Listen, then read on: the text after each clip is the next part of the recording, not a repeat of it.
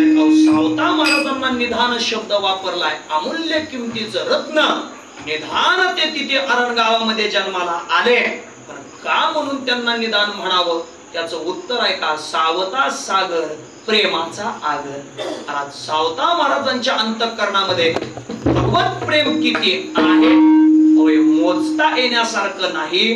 जसं सागरातलं पाणी किती आहे हे मोजता येत नाही. मोजता येतो सांगा बरं, किती टीएमसी पाणी आहे? टीएमसी धरणातलं मोजा येईल, सागरातलं कुठं मोजता येतं? सागरातलं मोजता येत नाही. म्हणून सागर हा शब्द प्रेमालाही सागराची उपमा द्या आणि महाराजांनाही सागराची उपमा द्या. सावता महाराज म्हणजे सावता सागर, म्हणजे सागर जसा विशाल असतो तशा विशाल अंतःकरणाचे महाराज आहेत. सागरामध्ये अनेक जीव आहेत की नाही? सागर किती आहे? सागर धीर गंभीर असा सागर आहे. देवा समुद्र गंभीर ऐकीजे, समुद्र हा गंभीर आहे तसे सावता महाराज सुद्धा स्थिर आहेत, गंभीर आहेत, असे महाराज आहेत. म्हणून सावता सागर प्रेमाचा आगर, प्रेमाचे आगर आहेत. बघा प्रेमाचा आगर म्हणजे काय? आता आगर शब्द लय लोकांना कळणार नाही. मग जरा ते आगर हा शब्द जिथून आला तो शब्द अगोदर आपण पाहू. आगार, आगार तरी माहितीये का? जुन्या लोकांना माहितीये, नवीन कोणाला माहितीये? नवीन कोणाला माहिती नाही बघा. का? कारण आता आम्हाला शब्द माहिती आहेत. एसटी स्टँड, बस स्टॉप हे शब्द माहित आहेत का नाही दीदी आपल्याला? काय आपल्याकडे झालंय बघा, आपण मराठी म्हणून घेतो आणि मराठी भाषाच आपल्याकडे राहिलेली नाही बघा. काय आपल्याला मराठी येतंय सांगा बरं? जर तुम्हाला मराठीच येत असेल तर मला शब्दाचे अर्थ सांगा. आईस्क्रीमला मराठी शब्द काय आहे? आईस्क्रीमला नाही ना, एकाला मी असंच विचारलं आईस्क्रीमला शब्द काय, तेव्हा म्हणला गारीगार. मला सांगायचं बऱ्याच शब्दांचा आपल्याकडे इंग्रजी शब्द आहेत, मराठी शब्द कुठं माहितीये देवा? अजून एक शब्द विचारू काय तुम्हाला? म्हणजे पोरींना तुम्ही म्हणू नका बुवा आमच्यावरच का लक्ष देतोय. खरं सांगा दीदी, मला सांगा मेकअप या शब्दाला मराठी शब्द काय आहे? नाही नाही नाही, कोणाला सांगता येईना. मग काय शब्द आहे? मेकअपला मराठी शब्द आहे शृंगार. मला सांगायचं काय, मराठी भाषाच आपल्याकडून उलट विसरत चालली आहे. चला माझा तो मुद्दा नाही, माझा मुद्दा एवढाच आहे. आगार. आगार म्हणजे काय? जिथे अनेक एसट्या येतात आणि अनेक जातात, मोजमाप करता येत नाही, त्याला म्हणायचं आगार. त्या आगार शब्दाचा आगर शब्द झाला. म्हणजे सावता महाराजांच्या ठिकाणी भगवत प्रेम किती आहे? अहो ते आगर प्रेमाचे आहेत, मोजणं शक्य नाही असे महाराज आहेत. आणि त्यांनी अवतार घेतला तो कुठं घेतला? अवतार माळ्या घरी, माळ्याच्या घरामध्ये अवतार घेतला. असे जे महाराज आहेत त्यांनी अवतार माळ्याच्या घरात घेतला. पण का तिथेच अवतार घेतला हो महाराज? मोठा मनुष्य कुठेही जन्माला येत नाही देवा. मोठा मनुष्य जन्माला येण्याकरता तेवढी कूस सुद्धा पवित्र असावी लागते. म्हणून तर शुद्ध बीजापोटी महाराज पूर्ण तुम्हाला सांगून देतो. आता मागच्या वर्षी आळंदीमध्ये एका महात्म्याचा सत्कार आमच्या संस्थेचे गुरुवर्य पुरेकर बाबा त्यांच्या हस्ते केला.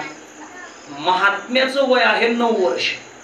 आता त्याला पोरग म्हणायचं कसं म्हणून मी महात्मा म्हटला महाराज. का बरं?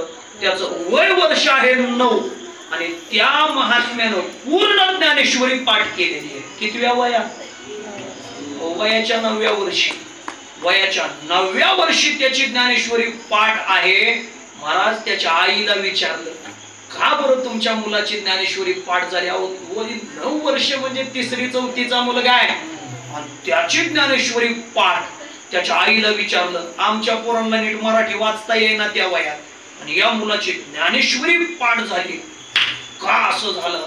तेव्हा त्याच्या आईनं उत्तर दिलं, अहो हा मुलगा ज्यावेळी उदरात होता त्यावेळेला मी आजान वृक्षाखाली ज्ञानेश्वरीची 108 पारायण केली होती.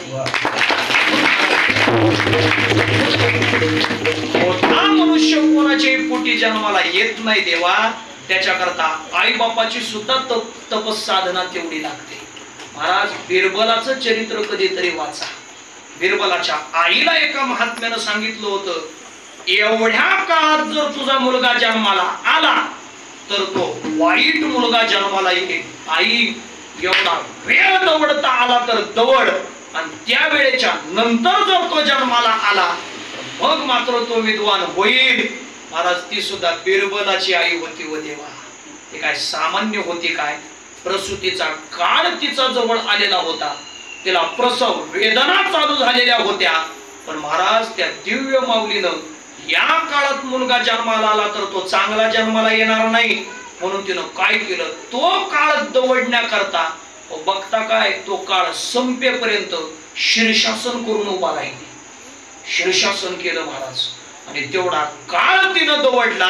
आणि मग तो काळ संपल्यावर मग तिनं आपलं शीर्षासन सोडलं आणि पोराला जन्म दिला.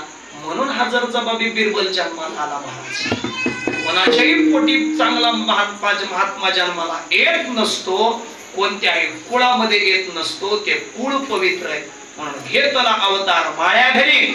माळ्याच्या वंशामध्ये जन्म घेतला, पण कोणाच्या पोटी घेतला? परसोबा आणि नागाताई यांच्या पोटी अवताराला आले. कारण हे दाम्पत्य सुद्धा काही सामान्य नाही. नामदेवराय म्हणताय ते सुद्धा धन्य आहे. अभंगाच्या तिसऱ्या